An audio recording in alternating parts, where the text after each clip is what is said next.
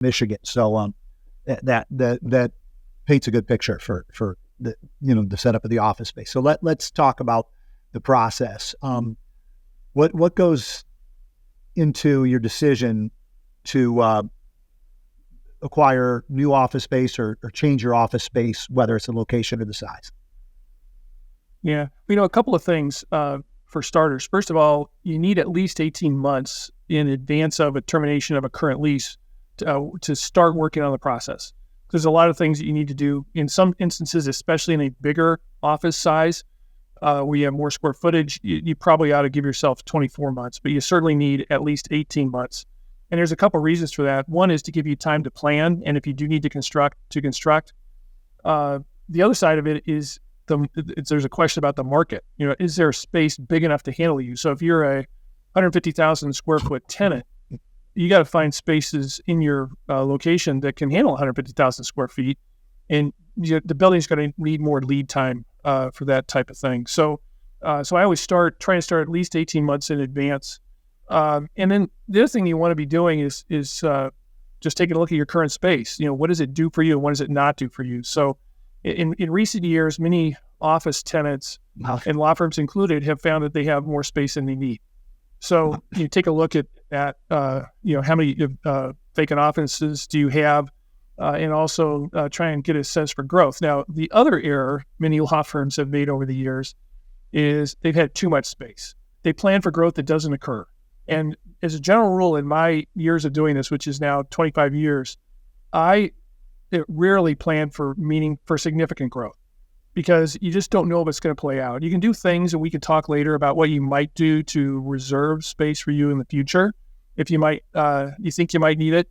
But the biggest mistake I think most people make is taking too much space. Right, and if you don't do that and you do have unexpected growth, you can usually figure it out. But there are those options you can get sometimes for ROFOs, expansion options, right? Let's talk a little bit about that. Right. Now, the interesting thing about it, you can get them. I don't think I've ever had them, a ROFO, for example, come due or become available at the same moment that I need the space. The right of the listeners know, right? ROFO is a right of first offer. ROFR, right of first refusal. The difference is essentially the trigger. If it's a ROFO, once they're ready to lease the space and it's available, they'll call Paul and say, "Do you want this space?" The funny thing is, I think most landlords are going to call existing tenants that are adjacent to the space, whether they have the ROFO or not, because they're the most likely, market to take that space. A ROFR is better for the tenant. It gives you an option to steal the deal. Once they get a third party interested in the suite next to yours, they say, "Hold on, we got to go ask Dykema if they want to take this space." But you're right, you have no control over the timing. The third option, which is most hard to get, but to your point earlier about if you're a 200,000 square foot tenant, a lot of leverage, you're one of the anchor tenants or the anchor tenant in the building, you can get it, is a true expansion option. And you could say, between the fourth and fifth year, we can expand into this space. And the landlords hate to give that because they have to basically either keep it empty or lease it, but make sure the lease ends after, the 4 years. Right. Kind of complicated for them. But and it depends on the market. If that space has been sitting available for a long time, they might be more willing to do it than if it's a building that's in high demand. So hard to get that. It's probably worth noting real quick, the market always impacts all of this. And we're sitting now in an unprecedented time with a glut of office space, primary space, and sublet space in central business districts in particular as an outcome of the pandemic, which led to the work from home model. We can talk about that, but did you have anything else you wanted to? I didn't want to cut you off. Well, a couple other things. Another area where people, especially now, may have more space than they need is in the conference area. You may have built out for a very active conference room facility, and you don't necessarily need that anymore because of all the use of Teams and other tools. So that may be an area where you can cut down. Another thing to consider is considering building out space that will potentially draw people in. Many of us have policies, or we want people to be in a certain number of days a week. Not everybody is following that advice, but we've been looking at and building out space that is attractive to people, where it's not only a lunchroom, but it's also a gathering space. And people may choose to go work informally in this area, get together with some people in that area to talk through issues, cases, whatever, or have lunch in there. So, that it making it a little bit more attractive, hopefully will draw people in. And we've been doing that in a couple of build outs that we've done recently. That's interesting. And I see an analogy, or seen one over the last 5 to 10 years in buildings. So you're talking about the tenant trying to draw in their employees and how you build out the space and making it attractive. For example, in one location, I know we have a terrace, an outdoor terrace. And I know the new buildings, more and more of them have that, and they do very well here in Chicago, the ones I've seen, for example, in the Fulton Market District, stuff like that. But landlords there's been a trend that I've seen, landlords have created amenities in their buildings to attract tenants because it's become more competitive. So it's more of a tenant's market. And I think the tenants and their employees value that more. I think, more and more buildings have gyms in it. This building that we're in Chicago, when I came here 15 years, did not have a gym in it, and it has had one for some time now. A coffee shop, a Starbucks or what have you in the lobby, shared space. There's a lounge, a community, we're common for all the tenants that, for play games, stuff like that. Right. And the workforce, I think more and more we have the younger people, the generations before us, right? Millennials, so to speak, in the generation after that. And I think they value that more and more and are more in tune to those things. Don't you agree? I agree. And, one of the things that are valuable about those types of spaces is they may provide a large conference room.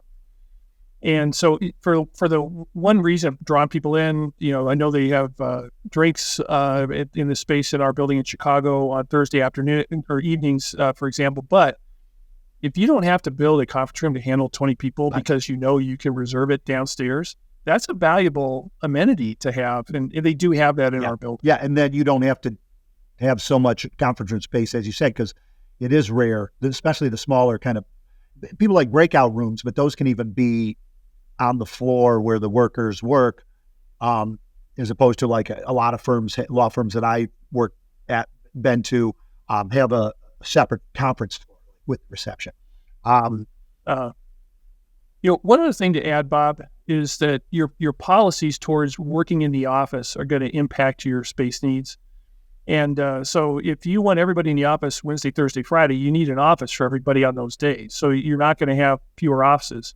If your strategy is to provide space for people when they need it, and that they come in when they need it, you're probably going to have less people in the office. You probably can move to a hoteling situation, at least in a partial way, which can have a huge impact on your space needs. That's a really good point, because the hoteling is the efficiency. Okay, people are using less, so we can rent less and save money, but not if we want to have what we call Dykema days, right? For example, three days a week. Like if you're going to work from home, please do it on Monday or Friday, and Tuesday, Wednesday, and Thursday are Dykema days where we can all be together. We can have, personal relationships, collaborate on work, in-person training, that type of stuff. So we're not missing each other. Yeah. So you're not seeing your two people on the same team are coming in 3 days a week each, but they're only seeing each other 1 day a week. That's no good. So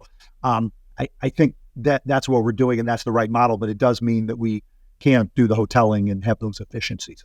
Another move that has been, chronicled a lot in the media over the past several years that some law firms have done for more efficiency is the single-sized office space. Why don't you talk about that a little? Yeah, no, we call them universal offices, meaning they're all the same size, and that same size, so I let people know, is an associate office size. Some people think, oh, great, I'll have a partner size office. Well, the concept is to take less space with your offices. Now, a couple things you have to consider with that is if you did move to a single size office, your current furniture probably doesn't fit in there, so you are committing to some additional expense, and you would need to get some furniture that's specifically designed for that smaller office.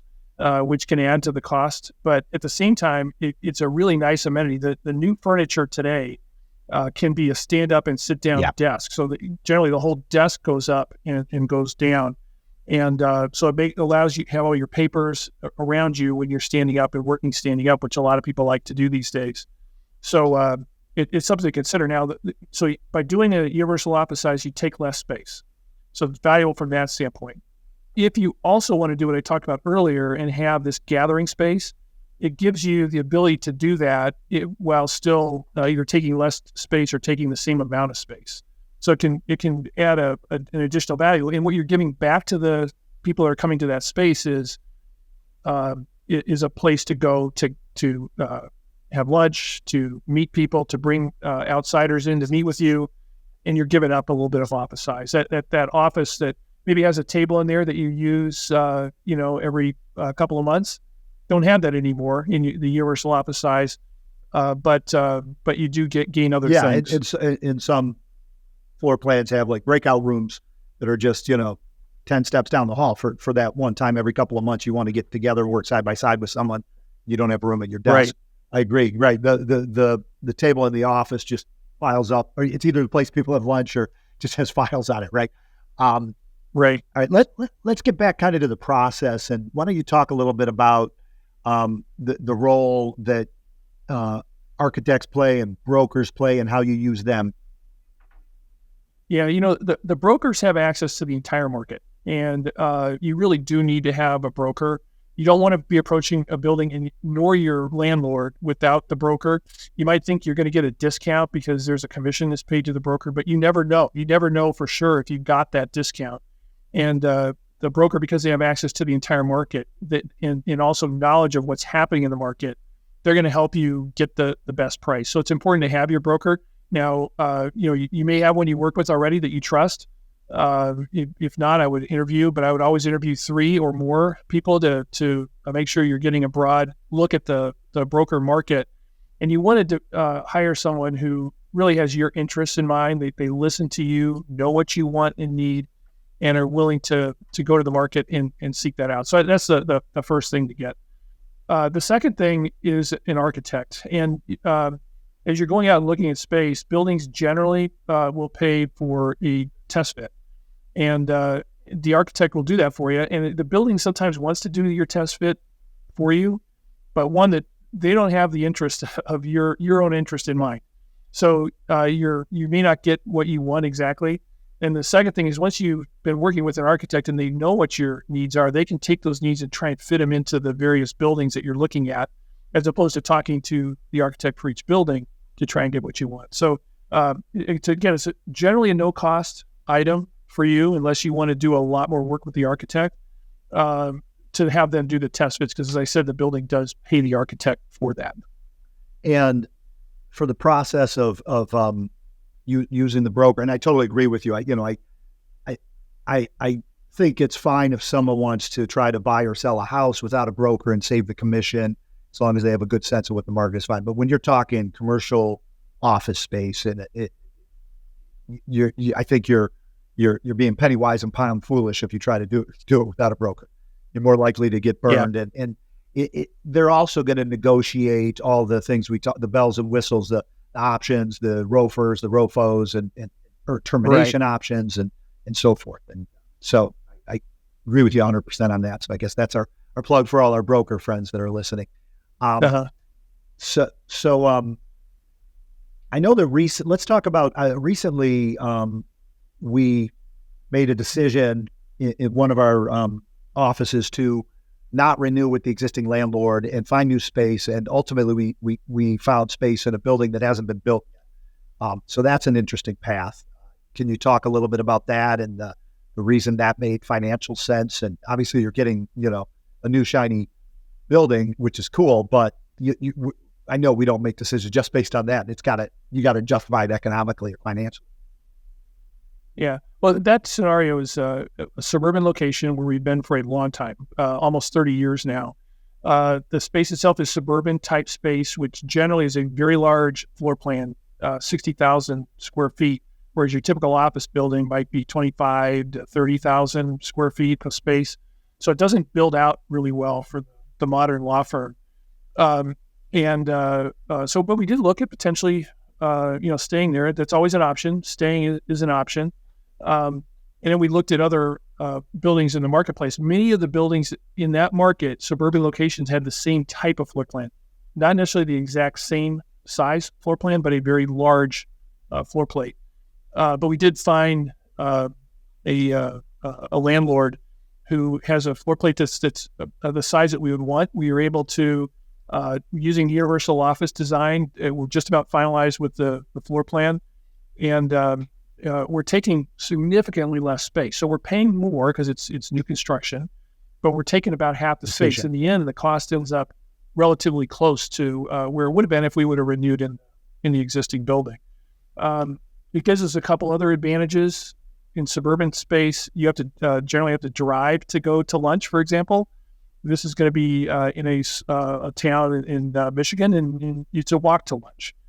So it adds some amenities that you just wouldn't have in some of the suburban space that's available. Yeah, I think as a manager of practice group or department, I'm always focused on, recruiting and retention, whether it's recruiting new attorneys or lateral attorneys, or just retaining the associates that you're training. And, there's a half a dozen ways you can make them like working at Dykema, but one of them is having great space and a great location. And this is a whole run in that regard from everything I've heard and seen. There's really a lot of excitement around it. So it sounds like. No. Let's talk a little bit about the financial side of real estate transactions. Yeah, that's a great idea.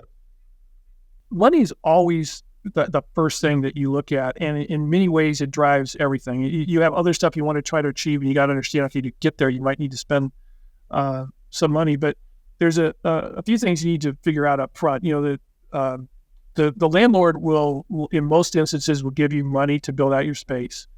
You do need that architect to figure out generally what it's going to cost. The architect's going to not have the exact amount, but you need to know then what investment you're going to make.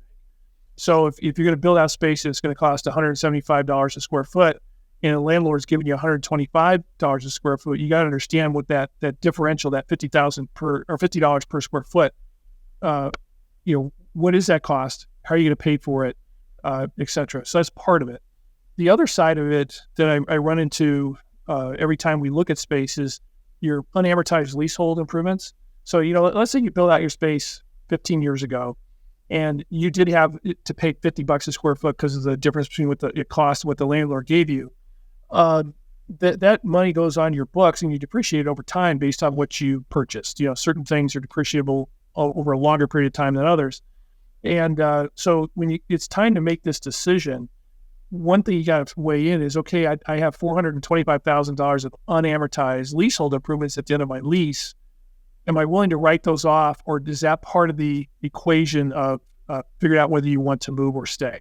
So it's something that people forget sometimes, but it's important. Wow. Yeah, that's the look under the hood that I don't get. So thanks for sharing that. That's interesting. From the legal side, practitioners like myself all know, but for the general listener, let's talk a little bit about an SNDA, which is a subordination, non-disturbance, and attornment agreement that a tenant should ask the landlord to get from the landlord's mortgage lender. You want to? Well, let's talk about a specific office situation that we had where it was really important. We were building out space in a location, and we were submitting our monthly reimbursement request to the landlord, and suddenly we realized it had been 45 days since we had submitted the second reimbursement to the landlord, and we hadn't gotten our payment yet. And the promise is, per the lease, that we'll be paid within 45 days of submission. So we would pay the contractor and then get reimbursed by the landlord. Actually, the way this one worked is that we submit for reimbursement, and then when they give us the money, we give it to the general contractor. So it was a kind of a pass-through. And so suddenly we weren't getting reimbursed. We had a general contractor that needed to pay their subs and subcontractors, and if they didn't pay them, they would likely file a lien on the construction. And so I called the landlord and say, ask him what's going on, and it turns out that they were having trouble with their lender. They were meeting some of their requirements of their loan, and that they were being foreclosed upon and were not allowed to make those payments.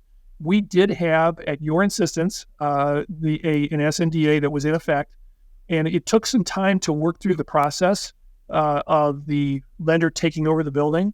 And this is a 45-story building in downtown Los Angeles.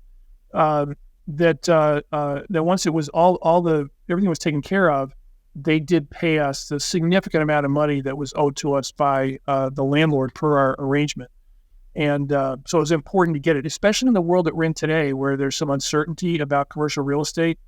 Getting that SNDA signed is important. It should be a requirement of any lease document. That's so true. Yeah. And that's like the point where the deal's almost done. The lease is negotiated, but we're still waiting for the lender on the SNDA, and the brokers get frustrated and say, well, do we really need it? That's where the lawyers have to do their job and say, yes, we really need it. And what it is the lender is signing an agreement with the tenant saying, if we take the property back, whether it's foreclosure or deed in lieu of foreclosure or just mortgagee in possession where they take control of the property, that they'll honor the critical terms of the lease, for example, the funding of construction through the allowance that was agreed to. So that's great. Good story. And thanks for sharing that. Well, that's it for us today. Thanks to all our listeners for joining us, and thank you, Paul, for sitting down with me. Again, my name is Bob Linton, and we look forward to seeing you next time on Deals and Developments.